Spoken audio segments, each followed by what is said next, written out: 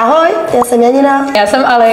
Dneska jsme si pro vás připravili poznávání předmětů tady z koordinátorské tašky. Jdeme na to. Ali bude hádat první. No, už se bojím. Ti dám něco lehkýho. Hodně lehkýho. Tohleto jsou desky na proslov. No správně, máš první bod. A druhá věc. Krása. Tlak na vlasy. Fakt? Dobře, ty. Jste zabalený. No. Asi jmenovka to nebude. Balení v propisek. Asi prozradíme, prostě má 2 body, no. Támací nůž. Oj, no. Kdyby nebyl zabalený, tak to mám mal. Teď jde na to Janina. Něco lehkýho.